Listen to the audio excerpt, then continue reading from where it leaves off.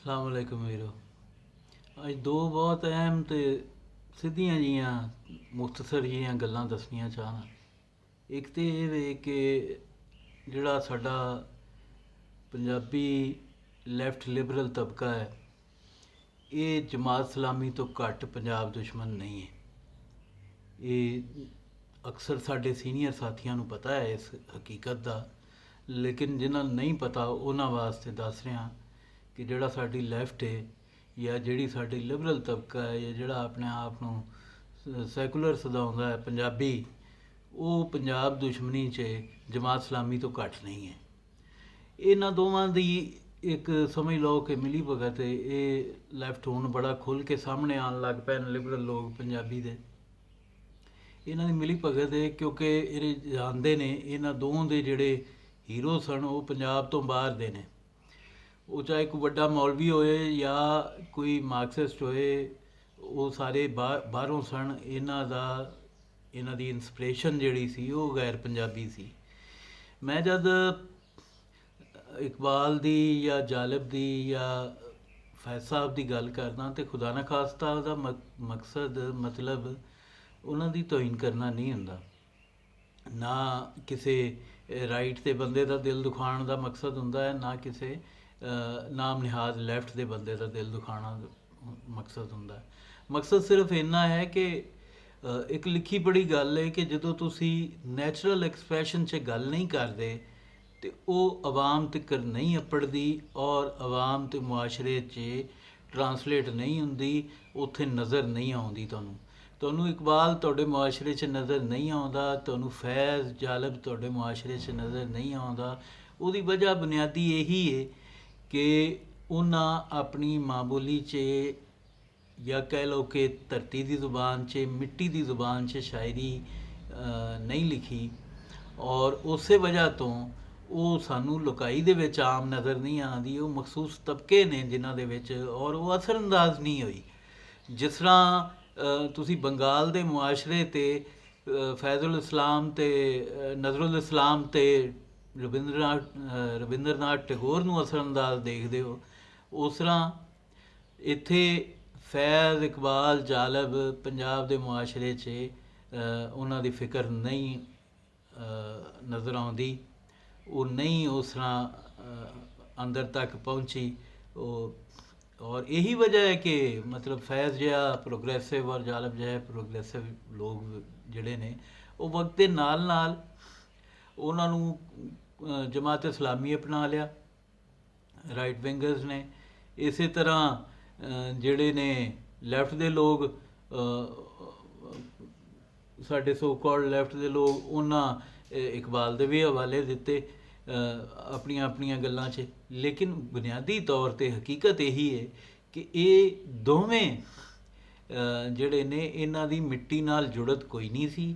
ਔਰ ਤੁਹਾਨੂੰ ਪਤਾ ਇਕਬਾਲ ਦੇ ਜ਼ਮਾਨੇ 'ਚ ਤਾਂ ਵੈਸੇ ਹੀ ਇੱਥੇ ਫਾਰਸੀ ਦਾ ਰਿਵਾਜ ਇੰਝ ਹੁੰਦਾ ਸੀ ਜਿਵੇਂ ਅੱਜ ਅੰਗਰੇਜ਼ੀ ਦਾ ਹੈ। ਮਤਲਬ ਜਿਵੇਂ ਅੱਜ ਅੰਗਰੇਜ਼ੀ ਸਟੇਟਸ ਸਿੰਬਲ ਹੈ, ਇੱਦਾਂ ਹੀ ਉੱਥੇ ਉਸ ਵੇਲੇ ਫਾਰਸੀ ਸਟੇਟਸ ਸਿੰਬਲ ਸੀ। ਅਤੇ ਖੈਰ ਮਕਸਦ ਉਹਨਾਂ ਦੀ ਤੋਹੀਨ ਕਰਨਾ ਨਹੀਂ ਹੈ, ਮਕਸਦ ਇਹ ਵੇ ਕਿ ਉਹ ਮਸਾਇਲ ਦਾ ਹੱਲ ਨਹੀਂ ਨੇ। ਅਗਰ ਮਸਾਇਲ ਦਾ ਹੱਲ ਹੁੰਦੇ ਤਾਂ 72 ਸਾਲਾਂ 'ਚ ਕਿਤੇ ਤੇ ਉਹ ਦਿਸਦੇ, ਅਤੇ ਉਹ 72 ਸਾਲਾਂ 'ਚ ਕਿਧਰੇ ਦਿਸੇ ਨਹੀਂ, ਬਲਕਿ ਬਤਦਰੀਜ ਮਾਦੂਮ ਹੋਏ ਨੇ, ਘੱਟ ਹੋਏ ਨੇ, ਔਰ ਸਮਝ ਲਓ ਕਿ ਧੁੰਦਲੇ ਹੁੰਦੇ ਜਾ ਰਹੇ ਨੇ ਵਕਤ ਦੇ ਨਾਲ ਨਾਲ। ਅਤੇ ਇਹ ਗੱਲ ਹੈ, ਇਹ ਸਾਨੂੰ ਇੱਕ ਹੁਸ਼ਿਆਰ ਰਹਿਣ ਦੀ ਜ਼ਰੂਰਤ ਹੈ।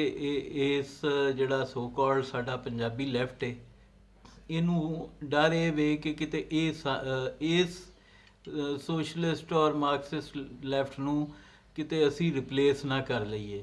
ਇੱਦਾਂ ਹੀ ਲਿਬਰਲਸ ਜਿਹੜੇ ਨੇ ਉਹ ਨਾ ਲੈਫਟ ਨੇ ਨਾ ਰਾਈਟ ਨੇ, ਉਹਨਾਂ ਨੂੰ ਵੀ ਇਹੀ ਡਰ ਹੈ ਕਿ ਕਿਤੇ ਉਹ ਜਿਹੜੀ ਉਹਨਾਂ ਦੀਆਂ ਦੁਕਾਨਾਂ ਛੋਟੀਆਂ ਛੋਟੀਆਂ ਮਨਿਆਰੀਆਂ ਹੀ ਨੇ, ਵੱਡੀਆਂ ਦੁਕਾਨਾਂ ਤਾਂ ਮਜ਼ਹਬ ਵਾਲਿਆਂ ਦੀਆਂ ਹੀ ਨੇ, ਰਾਈਟ ਵਾਲਿਆਂ ਦੀਆਂ ਹੀ ਨੇ, ਅਤੇ ਉਹ ਮਨਿਆਰੀਆਂ ਕਿਤੇ ਉਹਨਾਂ ਦੇ ਹੱਥੋਂ ਨਾ ਨਿਕਲ ਜਾਣ। ਅਤੇ ਇਸ ਵਾਸਤੇ ਹੁਣ ਬੜੇ ਖੁੱਲ੍ਹ ਕੇ ਜਿਹੜੇ ਨੇ ਲੈਫਟ ਦੇ ਲੋਕ ਉਹ ਆ ਕੇ ਮੁਖਾਲਫਤ ਕਰ ਰਹੇ ਨੇ ਸਾਡੀ ਪੰਜਾਬੀ ਤਹਿਰੀਕ ਦੀ। ਮਤਲਬ ਮੈਂ ਕੈਸੀ ਮਜ਼ੇ ਦੀ ਗੱਲ ਹੈ ਕਿ ਇੱਕ ਜਮਾਤ ਇਸਲਾਮੀ ਦਾ ਬੰਦਾ ਮੇਰੇ ਨਾਲ ਬੈਠਾ ਹੋਵੇ ਔਰ ਇੱਕ ਉਹਦੇ ਸਾਹਮਣੇ ਜਿਹੜਾ ਹੈ ਉਹ ਪੁਰਾਣਾ ਲੈਫਟ ਦਾ ਬੰਦਾ ਬੈਠਾ ਹੋਵੇ ਔਰ ਦੋਵੇਂ ਬੇਲੀ ਹੋਣ, ਆਪਸ 'ਚ ਸੱਜਣ ਹੋਣ, ਮਿੱਤਰ ਹੋਣ, ਤੇ ਮੈਨੂੰ ਬੁਲਾ ਕੇ ਗੱਲਬਾਤ ਹੋਏ ਸਾਡੀ, ਤੇ ਉਹਦੇ ਵਿੱਚ ਉਹ ਦੋਵੇਂ ਆਪਣੀ ਆਪਣੀ ਥਾਂ ਨਫੀ ਕਰਨ ਪੰਜਾਬ ਔਰ ਪੰਜਾਬੀ ਜ਼ੁਬਾਨ ਦੀ, ਔਰ ਆਰਗੂਮੈਂਟਸ ਇਹ ਦੇਣ ਕਿ ਜੀ ਇਹ ਦੇਖੋ ਇਹ ਬੜਾ ਆਊਟਡੇਟਡ ਹੋ ਗਿਆ ਹੈ, ਇਹ ਕਦੀ ਨਹੀਂ ਹੋ ਸਕਦਾ, ਤੁਸੀਂ ਗੱਲ ਠੀਕ ਕਰਦੇ ਹੋ ਲੇਕਿਨ ਇਹ ਨਹੀਂ ਹੋ ਸਕਦਾ, ਤੁਸੀਂ ਇੰਜ ਨਾ ਕਰੋ, ਤੁਸੀਂ ਦੇਖੋ ਆਹ ਮੁਖਾਲਫ ਬਿਆਨੀਆਂ ਨਾ ਦੱਸੋ, ਤੁਸੀਂ ਸਿਰਫ ਉਹੀ ਰਵਾਇਤੀ ਗੱਲਾਂ ਤੁਹਾਡੇ ਤੋਂ ਪਹਿਲੇ ਵੀ ਬੜਿਆਂ ਲੋਕਾਂ ਟਰਾਈ ਕੀਤੀ ਤੇ ਇਹ ਮੁਮਕਿਨ ਨਹੀਂ ਹੈ। ਖੈਰ ਇਹ ਇੱਕ ਉਹਨਾਂ ਦੀ ਗੱਲ ਹੈ। ਅੱਛਾ, ਇੱਕ ਆਪਣੀ ਵੀ ਗੱਲ ਹੋਣੀ ਚਾਹੀਦੀ ਹੈ ਕਿ ਉਹ ਤਾਂ ਜੋ ਕਹਿ ਰਹੇ ਨੇ ਉਹ ਤਾਂ ਯਕੀਨਨ ਡਿਸਕਰੇਜ ਕਰਨ ਵਾਸਤੇ ਹੀ ਕਹਿ ਰਹੇ ਨੇ, ਨਾਲ ਨਾਲ ਅਸੀਂ ਹਕੀਕਤ ਪਸੰਦ ਲੋਕ ਹਾਂ, ਸਟੇਟ ਆਫ ਡਿਨਾਈਲ 'ਚ ਨਹੀਂ ਰਹਿ ਸਕਦੇ, ਇਸ ਲਈ ਜ਼ਰਾ ਹਕੀਕਤ ਦਾ ਵੀ ਜਾਇਜ਼ਾ ਲੈਣਾ ਚਾਹੀਦਾ। ਔਰ ਹਕੀਕਤ ਕੀ ਹੈ? ਹਕੀਕਤ ਇਹ ਵੇ ਕਿ ਹਕੀਕਤਨ ਸਾਡਾ ਜਿਹੜਾ ਨਵਾਂ ਨਵਾਂ ਉਭਾਰ ਹੈ, ਇਹਨੂੰ ਰਿਵਾਈਵਲ ਕਹਿ ਲਓ ਜਾਂ ਜਿਵੇਂ ਵੀ, ਪਹਿਲੇ ਵੀ ਸਾਡੇ ਤੋਂ ਤਨਜ਼ੀਮਾਂ ਮੌਜੂਦ ਸਨ, ਤਹਿਰੀਕਾਂ ਮੌਜੂਦ ਸਨ, ਲੇਕਿਨ ਸ਼ਾਇਦ ਇਸ ਤਰ੍ਹਾਂ ਨਹੀਂ ਸਨ ਮੌਜੂਦ ਔਰ ਨੀਡ ਬੇਸਡ ਨਹੀਂ ਸਨ, ਤੇ ਉਹਨਾਂ ਦੇ ਤਹਿਰੀਕਾਂ ਨੇ ਕੰਮ ਜ਼ਰੂਰ ਕੀਤਾ, ਲੇਕਿਨ ਉਹ ਉਦੋਂ ਵਕਤ ਦੀ ਜ਼ਰੂਰਤ ਇੰਝ ਨੀਡ ਪੈਦਾ ਨਹੀਂ ਸੀ ਹੋਈ ਜਿਵੇਂ ਅੱਜ ਮਹਿਸੂਸ ਕੀਤੀ ਜਾ ਰਹੀ ਹੈ, ਖਾਸ ਤੌਰ 'ਤੇ ਪੰਜਾਬ ਦੀ ਵੰਡ ਦੇ ਮੁੱਦੇ ਉੱਤੇ, ਤੇ ਉਸੇ ਦੇ ਮੁੱਦੇ 'ਤੇ ਨਾਲ ਹੀ ਇਹ ਜੁੜੀਆਂ ਗੱਲਾਂ ਜਿਹੜੀਆਂ ਨੇ ਉਹ ਦੁਬਾਰਾ ਫਿਰ ਹਰੀਆਂ ਹੋਣੀਆਂ ਸ਼ੁਰੂ ਹੋਈਆਂ ਨੇ ਕਿ ਜੀ ਮਾਂ ਬੋਲੀ ਦਾ ਨਫਾਜ਼ ਹੋਣਾ ਚਾਹੀਦਾ, ਔਰ ਮਾਂ ਬੋਲੀ ਦਾ ਨਫਾਜ਼ ਕੋਈ ਜਜ਼ਬਾਤੀ ਵਜ੍ਹਾ ਨਹੀਂ ਹੈ ਨਿਰੀ ਕਿ ਅਸੀਂ ਕਹੀਏ ਕਿ ਜੇ ਸਾਡੀ ਇੱਕ ਜਜ਼ਬਾਤੀ ਲਗਾਓ ਹੈ, ਇੱਕ ਨੋਸਟੈਲਜੀ ਹੈ ਪੰਜਾਬੀ ਜ਼ੁਬਾਨ ਨਾਲ, ਇਸ ਵਾਸਤੇ ਅਸੀਂ ਰਿਵਾਈਵਲ ਚਾਹੁੰਦੇ ਨਹੀਂ, ਇਹ ਸਾਇੰਟੀਫਿਕ ਹੈ, ਇਹ ਸਾਇੰਟੀਫਿਕ ਰੀਜ਼ਨ ਹੈ। ਮੈਂ ਤੁਹਾਨੂੰ ਦੱਸਿਆ ਨਾ ਕਿ ਫੈਜ਼ ਜਿਹਾ ਵੱਡਾ ਬੰਦਾ, ਇਕਬਾਲ ਜਿਹਾ ਵੱਡਾ ਬੰਦਾ, ਜਾਲਬ ਸਾਹਿਬ ਜਿਹਾ ਵੱਡਾ ਬੰਦਾ ਮੁਆਸ਼ਰੇ 'ਤੇ ਅਸਰਅੰਦਾਜ਼ ਨਹੀਂ ਹੋ ਸਕਿਆ ਕਿਉਂਕਿ ਉਹਨਾਂ ਦਾ ਐਕਸਪ੍ਰੈਸ਼ਨ ਨੈਚੁਰਲ ਨਹੀਂ ਸੀ, ਆਰਟੀਫਿਸ਼ਲ ਸੀ। ਇੱਕ ਏਲੀਅਨ ਜ਼ੁਬਾਨ, ਇੱਕ ਮੁਖਤਲਿਫ ਧਰਤੀ ਦੀ ਜ਼ੁਬਾਨ, ਇੱਕ ਹੋਰ ਧਰਤੀ 'ਤੇ ਉਹਨਾਂ ਆਪਣੇ ਐਕਸਪ੍ਰੈਸ਼ਨ ਦਾ ਜ਼ਰੀਆ ਬਣਾਈ ਔਰ ਉਸ ਦੀ ਵਜ੍ਹਾ ਤੋਂ ਉਹ ਨਾਕਾਮੀ ਦਾ ਸਾਹਮਣਾ ਹੋਇਆ। ਅਤੇ ਇਹ ਜਦੋਂ ਅਸੀਂ ਇਹ ਗੱਲ ਕਰਦੇ ਹਾਂ, ਮਾਂ ਬੋਲੀ ਦੀ ਮੰਗ ਕਰਦੇ ਹਾਂ, ਅਤੇ ਉਹਦਾ ਮਕਸਦ ਸਿਰਫ ਇਹ ਨਹੀਂ ਹੁੰਦਾ ਕਿ ਮੇਰੀ ਮਾਂ ਬੋਲੀ ਇੱਕ ਜਜ਼ਬਾਤੀ ਲਗਾਓ ਹੀ ਹੈ ਨਿਰਾ, ਉਸ ਤੋਂ ਇਲਾਵਾ ਜਿਹੜਾ ਹੈ ਇੱਕ ਰੀਜ਼ਨੇਬਲ ਉਹਦੀਆਂ ਰੀਜ਼ਨਸ ਵੀ ਮੌਜੂਦ ਨੇ, ਵਜੂਹਾਤ ਮੌਜੂਦ ਨੇ, ਔਰ ਵਜੂਹਾਤ ਇਹ ਹੀ ਨੇ ਕਿ ਜਦੋਂ ਤੁਸੀਂ ਇੱਕ ਇਜ਼ਾਫੀ ਜ਼ੁਬਾਨ ਪੜ੍ਹਾ ਰਹੇ ਹੋ ਜਿਹੜੀ ਕਿ ਨਾ ਸਾਡੇ ਰੋਜ਼ਗਾਰ ਦੀ ਜ਼ੁਬਾਨ ਹੈ, ਨਾ ਸਾਇੰਸ ਟੈਕਨੋਲੋਜੀ ਦੀ ਜ਼ੁਬਾਨ ਹੈ, ਔਰ ਉਹਨੂੰ ਤੁਸੀਂ ਉੱਤੇ ਰੱਖ ਕੇ ਮਿੱਟੀ ਦੀ ਜ਼ੁਬਾਨ ਦੇ ਉੱਤੇ ਰੱਖ ਕੇ ਔਰ ਨੈਚੁਰਲ ਐਕਸਪ੍ਰੈਸ਼ਨ ਦੇ ਉੱਤੇ ਰੱਖ ਕੇ, ਪੁਰਅਸਰ ਜ਼ੁਬਾਨ ਦੇ ਉੱਤੇ ਰੱਖ ਕੇ ਜਦੋਂ ਪੜ੍ਹਾ ਰਹੇ ਹੋ, ਅਤੇ ਉਹ ਫਿਰ ਜ਼ਾਹਿਰ ਹੈ ਕਿ ਉਹ ਕੌਮ ਪਸਮਾਨਦਾ ਹੀ ਰਹਿ ਜਾਂਦੀਆਂ ਨੇ ਜਿਨ੍ਹਾਂ ਨੂੰ ਉਹਨਾਂ ਦੀ ਜ਼ੁਬਾਨ ਦੇ ਵਿੱਚ ਤਰਬੀਅਤ ਜਾਂ ਤਾਲੀਮੋ ਤਰਬੀਅਤ ਨਹੀਂ ਮਿਲਦੀ, ਲਿਖਣ ਪੜ੍ਹਨ ਦਾ ਮੌਕਾ ਨਹੀਂ ਮਿਲਦਾ। ਉਹਨਾਂ ਦਾ ਫਸਟ ਐਕਸਪ੍ਰੈਸ਼ਨ ਤਾਂ ਜ਼ਾਹਿਰ ਹੈ ਉਹਨਾਂ ਦੀ ਮਾਂ ਬੋਲੀ ਹੁੰਦੀ। ਟੈਗੋਰ ਨੇ ਵੀ ਆਪਣਾ ਕਲਾਮ ਆਪ ਹੀ ਟਰਾਂਸਲੇਟ ਕੀਤਾ ਸੀ ਅੰਗਰੇਜ਼ੀ ਵਿੱਚ, ਅਤੇ ਉਹ ਬਹਰਹਾਲ ਉਹ ਵੀ ਜ਼ਾਹਿਰ ਹੈ ਕਿ ਟਰਾਂਸਲੇਸ਼ਨ ਹੁੰਦੀ। ਅਤੇ ਇੱਥੇ ਵੀ ਇੰਝ ਹੀ ਹੈ ਇੱਥੇ, ਲੇਕਿਨ ਇਹ ਵੇ ਕਿ ਇੱਥੇ ਇੱਕ ਜ਼ੁਬਾਨ 'ਚ ਟਰਾਂਸਲੇਟ ਨਹੀਂ ਕਰਨਾ ਪੈਂਦਾ। ਉਹ ਨਿਆਣਾ ਪਹਿਲੇ ਤਾਂ ਆਪਣੀ ਗੱਲ ਨੂੰ ਉਰਦੂ 'ਚ ਟਰਾਂਸਲੇਟ ਕਰਦਾ, ਉਸ ਤੋਂ ਬਾਅਦ ਫਿਰ ਜਦੋਂ ਵੱਡੇ ਲੈਵਲ 'ਤੇ ਜਾਂਦਾ ਉਹਨੂੰ ਪਤਾ ਲੱਗਦਾ ਕਿ ਉਰਦੂ ਦੀ ਤਾਂ ਬੈਨ ਅਲ-ਅਕਵਾਮੀ ਹੈਸੀਅਤ ਕੋਈ ਨਹੀਂ ਹੈ, ਇਹਦੇ ਨਾਲ ਰੋਜ਼ਗਾਰ ਵੀ ਨਹੀਂ ਮਿਲਦਾ, ਇਹਦੇ ਨਾਲ ਹੋਰ ਵੀ ਕੋਈ ਚੀਜ਼ ਨਹੀਂ ਮਿਲਦਾ, ਮੈਨੂੰ ਤੀਜੀ ਜ਼ੁਬਾਨ ਵੀ ਪੜ੍ਹਨੀ ਪੈਣੀ ਹੈ, ਅਤੇ ਉਹ ਫਿਰ ਅੰਗਰੇਜ਼ੀ ਪੜ੍ਹਦਾ। ਉਹਨੂੰ ਸਾਇੰਸ ਟੈਕਨੋਲੋਜੀ ਸਮਝਣ ਵਾਸਤੇ, ਰੋਜ਼ਗਾਰ ਵਾਸਤੇ ਅੰਗਰੇਜ਼ੀ ਦੀ ਲੋੜ ਪੈ ਜਾਂਦੀ, ਔਰ ਜਦੀਦ ਦੁਨੀਆ 'ਚ, ਮਾਡਰਨ ਦੁਨੀਆ 'ਚ ਐਂਟਰ ਹੋਣ ਵਾਸਤੇ ਉਹਨੂੰ ਅੰਗਰੇਜ਼ੀ ਦੀ ਲੋੜ ਪੈ ਜਾਂਦੀ। ਸੋ ਇਹ ਵਿਚਕਾਰ ਜਿਹੜੀ ਉਰਦੂ ਹੈ, ਜਿਹੜੀ ਇੱਕ ਮਜ਼ਹਬੀ ਬਿਆਨੀਏ ਦੇ ਤਹਿਤ ਪੰਜਾਬ 'ਤੇ ਮੁਸੱਲਤ ਕੀਤੀ ਗਈ, ਔਰ ਉਸੇ ਮਜ਼ਹਬੀ ਬਿਆਨੀਏ ਦੀ ਵਜ੍ਹਾ ਤੋਂ ਇੱਕ ਪਾਸੇ ਤੁਹਾਨੂੰ ਜਮਾਤ ਇਸਲਾਮੀ ਉਹਨੂੰ ਫੇਵਰ ਕਰਦੀ ਨਜ਼ਰ ਆਏਗੀ, ਇਕਬਾਲ ਦੇ ਫੋਲੋਵਰਸ ਉਹਨੂੰ ਉਹਦੀ ਵਕਾਲਤ ਕਰਦੇ ਨਜ਼ਰ ਆਉਣਗੇ। ਦੂਜੇ ਪਾਸੇ ਫੈਜ਼ ਜਾਲਬ ਦੇ ਫੋਲੋਵਰਸ ਜਿਹੜੇ ਨੇ ਉਹ ਉਰਦੂ ਦੀ ਵਕਾਲਤ ਕਰਦੇ ਦਿਖਣਗੇ। ਸਾਡਾ ਜਿਹੜਾ ਨਾਮ ਨਿਹਾਦ ਉਰਦੂ ਦਾ ਰੋਸ਼ਨ ਖਿਆਲ ਤਬਕਾ, ਜਾਂ ਜਿਹੜਾ ਆਪਣੇ ਆਪ ਨੂੰ ਤਰੱਕੀ ਪਸੰਦ ਤਬਕਾ ਕਹਿੰਦਾ, ਉਹ ਉਹਦੀ ਵਕਾਲਤ ਕਰਦਾ ਦਿਖੇਗਾ। ਉਹ ਕਤਨ ਇਸ ਇੰਟਲੈਕਟ ਦੇ ਇਹ ਕਲੋਜ਼ ਡੋਰ ਦੇ ਨੇੜੇ ਜਾਣਾ ਨਹੀਂ ਚਾਹੁੰਦੇ ਕਿ ਜਿੱਥੇ ਆ ਕੇ ਨੈਚੁਰਲ ਐਕਸਪ੍ਰੈਸ਼ਨ ਦੀ ਗੱਲ ਹੁੰਦੀ ਏ, ਹਕੀਕਤ ਦੀ ਗੱਲ ਹੁੰਦੀ ਏ, ਔਰ ਇੱਕ ਐਕਸਪ੍ਰੈਸਿਵ ਔਰ ਜਿਹੜਾ ਅਸਰਅੰਦਾਜ਼ ਹੋਣ ਵਾਲੀ ਜ਼ੁਬਾਨ ਦੀ ਗੱਲ ਹੁੰਦੀ, ਉੱਥੇ ਨਹੀਂ ਆਉਂਦੇ। ਉਹ ਤੁਸੀਂ ਦੇਖਿਆ ਹੋਣਾ ਹੈ ਕਿ ਇਹ ਲੋਕ ਅਕਸਰ ਖਾਸ ਤੌਰ 'ਤੇ ਲਿਬਰਲ ਸੈਕੂਲਰ ਜਿਹੜੇ ਨੇ, ਇਹ ਤਾਂ ਪੰਜਾਬ ਦੀ ਵੰਡ ਦੇ ਉੱਤੇ ਵੀ ਬੜੇ ਕਨਵਿੰਸਡ ਨੇ। ਔਰ ਅਸੀਂ ਜੇ ਸੱਚੀ ਗੱਲ ਹੈ ਜੇ ਮੁਆਸ਼ਰੇ 'ਚ ਨਿਕਲੀਏ ਤੇ ਇਸ ਵੇਲੇ ਸਾਡੇ ਅਸੀਂ ਜਿਹੜੇ ਥੋੜ੍ਹੇ ਜਿਹੇ ਪੰਜਾਬੀ ਨੈਸ਼ਨਲਿਸਟ ਨਾ, ਸਾਡੀ ਤਾਦਾਦ 1% ਵੀ ਨਹੀਂ ਹੈ। ਸਾਡੀ ਤਾਦਾਦ 0.1% ਵੀ ਨਹੀਂ ਜੇ।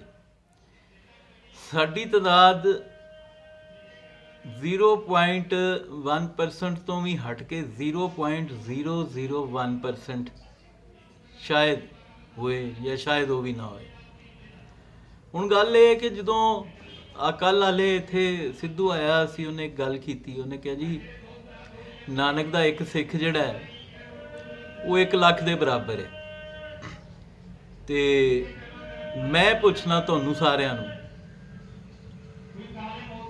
ਬੁੱਲੇ ਦਾ ਇੱਕ ਪੰਜਾਬੀ 1 ਲੱਖ ਬਰਾਬਰ ਕਿਉਂ ਨਹੀਂ ਹੁੰਦਾ? ਵਾਰਸ ਦਾ, ਸ਼ਾਹ ਹੁਸੈਨ ਦਾ, ਹਾਂਜੀ ਸ਼ਾਹ ਇਨਾਇਤ ਦਾ, ਇਹਨਾਂ ਦੇ ਫਾਲੋਅਰ ਪੰਜਾਬੀ 1 ਲੱਖ ਬਰਾਬਰ ਕਿਉਂ ਨਹੀਂ ਹੋ ਸਕਦੇ?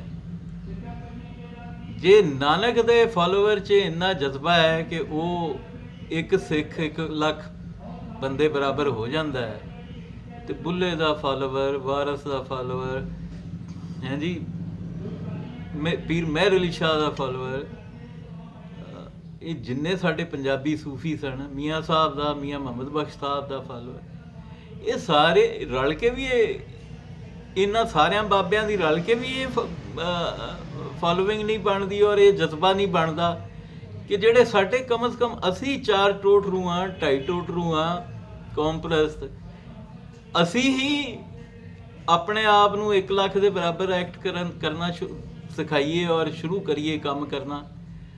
ਅਸੀਂ ਹੀ ਇੱਕ ਦੂਜੇ ਦੀਆਂ ਆਵਾਜ਼ਾਂ 'ਤੇ ਲੱਬੈਕ ਆਖਣਾ ਸਿੱਖੀਏ।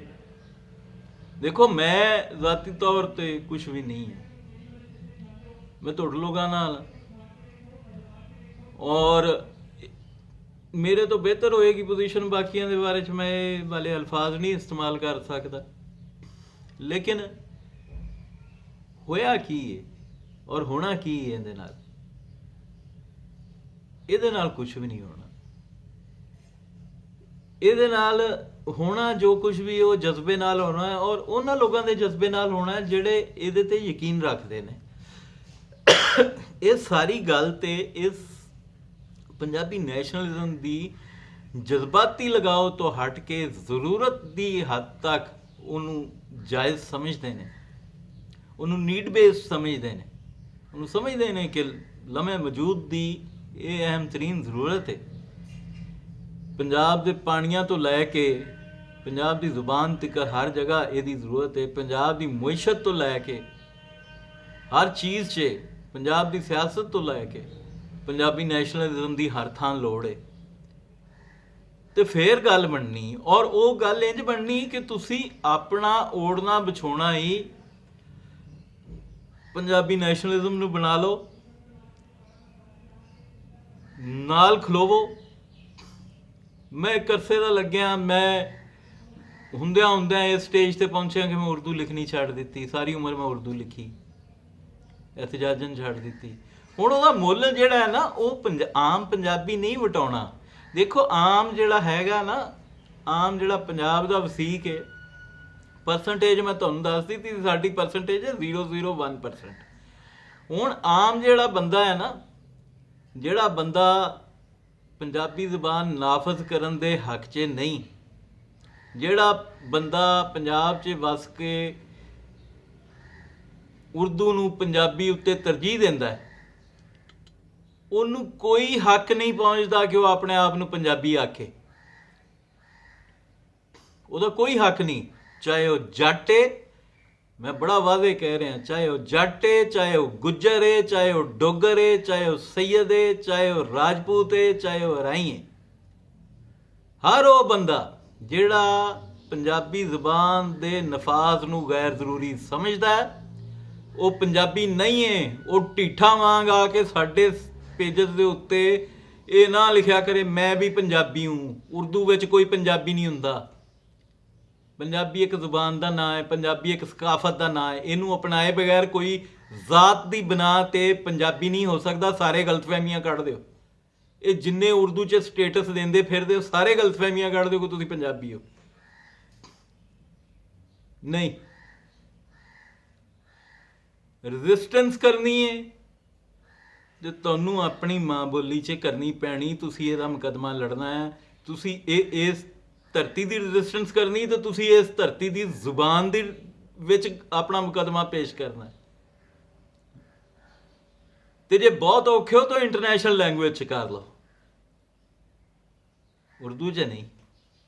ਇਸ ਵਾਸਤੇ ਉਰਦੂ ਤੋਂ ਤੁਹਾਡੇ 'ਤੇ ਮੁਸੱਲਤ ਹੋਈ ਏ। ਉਰਦੂ ਉਹ ਜ਼ੁਬਾਨ ਹੈ ਜਿਹਨੇ ਪੰਜਾਬੀ ਨੂੰ ਮਾਰਿਆ, ਜਿਹੜੀ ਪੰਜਾਬੀ ਦੇ ਸਿਰ 'ਤੇ ਪੈਰ ਰੱਖ ਕੇ, ਬੂਟ ਰੱਖ ਕੇ ਖਲੋਤੀ ਏ। ਔਰ ਪੰਜਾਬੀ ਇਹਦੀ ਗੁਲਾਮੀ 'ਚ ਕਈਆਂ ਵਰ੍ਹਿਆਂ ਤੋਂ, ਬਲਕਿ ਸਦੀਆਂ ਹੀ ਕਹਿ ਲਓ, ਇਹਦੀ ਗੁਲਾਮ ਨੇ, ਇਹਦੀ ਗੁਲਾਮੀ 'ਚ ਕੈਦ ਨੇ। ਔਰ ਇਹਨਾਂ ਦੀ ਖੋਤੀ ਜਦੋਂ ਵੀ ਆਉਂਦੀ ਏ, ਉਹ ਗੰਗਾ ਜਮਨਾ ਤਹਿਜ਼ੀਬ ਦੇ ਬੋੜ ਥੱਲੇ ਜਾ ਕੇ ਵੱਜਦੀ ਏ। ਇਹਨਾਂ ਦੀ ਖੋਤੀ ਆਪਣੀ ਧਰਤੀ ਨਹੀਂ ਵੜਦੀ ਪਈ। ਤੇ ਇੰਜ ਦੇ ਲੋਕਾਂ ਨੂੰ ਪੰਜਾਬੀ ਨਾ ਆਖਣਾ ਚਾਹੀਦਾ, ਨਾ ਉਹਨਾਂ ਨੂੰ ਆਪ ਸਦਾਉਣਾ ਚਾਹੀਦਾ। ਉਹਨਾਂ ਨੂੰ ਸ਼ਰਮ ਹਿਆ ਕਰਨੀ ਚਾਹੀਦੀ, ਚਾਹੇ ਉਹ ਜਿਹੜੀ ਵੀ ਜ਼ਾਤ ਬਰਾਦਰੀ ਦੇ ਨੇ। ਉਹਨਾਂ ਨੂੰ ਪੰਜਾਬੀ ਆਪਣੇ ਆਪ ਨੂੰ ਨਹੀਂ ਅਖਵਾਉਣਾ ਚਾਹੀਦਾ। ਅਸੀਂ ਕੋਈ 62% ਨਹੀਂ ਆ, ਅਸੀਂ ਇੰਨੇ ਕੁ ਹੀ ਆ ਜਿੰਨੇ ਕੁ ਅਸੀਂ ਮਾਂ ਬੋਲੀ ਨਾਲ, ਇਸ ਮਿੱਟੀ ਨਾਲ, ਇਸ ਧਰਤੀ ਨਾਲ ਪਿਆਰ ਰੱਖਦੇ ਹਾਂ, ਮੁਹੱਬਤ ਰੱਖਦੇ ਹਾਂ ਔਰ ਜੈਨੂਅਨ ਇੱਕ ਲਗਾਓ ਰੱਖਦੇ ਹਾਂ। ਅਤੇ ਮੈਂ ਇੱਕ ਆਖਰੀ ਗੱਲ ਉਹੀ ਦੁਹਰਾਉਣਾ ਚਾਹੁੰਦਾ, ਜੇ ਬਾਬੇ ਨਾਨਕ ਦਾ ਸਿੱਖ 1 ਲੱਖ ਬੰਦੇ ਬਰਾਬਰ ਹੋ ਸਕਦਾ ਹੈ, ਅਤੇ ਫਿਰ ਬੁੱਲੇ ਦੇ ਪੰਜਾਬੀ ਨੂੰ ਵੀ 1 ਲੱਖ ਬੰਦੇ ਬਰਾਬਰ ਹੋਣਾ ਪੈਣਾ, ਤਾਂ ਜਾ ਕੇ ਇਹ 0.001% ਨੂੰ ਕਾਮਯਾਬੀ ਮਿਲਣੀ। ਅਤੇ ਜੇ ਮੈਂ ਸੱਦਾ ਦਿਆਂ ਤਾਂ ਆਉਣਾ ਜ਼ਰੂਰ। ਮੈਂ ਛੇਤੀ ਤੁਹਾਨੂੰ ਸੱਦਾ ਦਿਆਂਗਾ ਸਾਰਿਆਂ ਵੀਰਾਂ ਨੂੰ, ਅਤੇ ਉਦੋਂ ਲੱਗ ਜਾਏਗਾ ਪਤਾ ਕਿ ਅਸੀਂ ਕਾਮਯਾਬ ਹੁੰਦੇ ਹਾਂ ਜਾਂ ਨਾਕਾਮ ਹੁੰਦੇ ਹਾਂ। ਵੈਰੀ ਤਾਂ ਰਲ ਮਿਲ ਕੇ ਕੱਲ੍ਹ ਮੈਨੂੰ ਇਹੀ ਕਹਿ ਚੁੱਕੇ ਨੇ ਕਿ ਜੀ ਅਸੀਂ ਬੜੀ, ਇਹ ਨਹੀਂ ਤੁਸੀਂ ਕਾਮਯਾਬ ਨਹੀਂ ਹੋ ਸਕਦੇ, ਇਹਨੂੰ ਤਾਂ ਕਬੂਲ ਹੀ ਨਹੀਂ ਕਰਨਾ ਕਿਸੇ ਨੇ। ਅਤੇ ਕਬੂਲ ਇੰਝ ਹੀ ਕਰਨਾ ਜੇ ਮੈਂ ਤੁਹਾਨੂੰ ਹਕੀਕਤ ਦੱਸ ਦਿੱਤੀ, ਔਨ ਗਰਾਊਂਡ ਰਿਐਲਿਟੀ ਦੱਸ ਦਿੱਤੀ, ਹਕੀਕਤ ਇਹੀ ਹੈ। ਔਰ ਕਬੂਲ ਇੰਝ ਹੋਣੀ ਜਦੋਂ ਤੁਸੀਂ ਇੱਕ ਬੰਦਾ 1 ਲੱਖ ਬਰਾਬਰ ਹੋ ਜਾਓਗੇ। ਰੱਬ ਰੱਖਾ।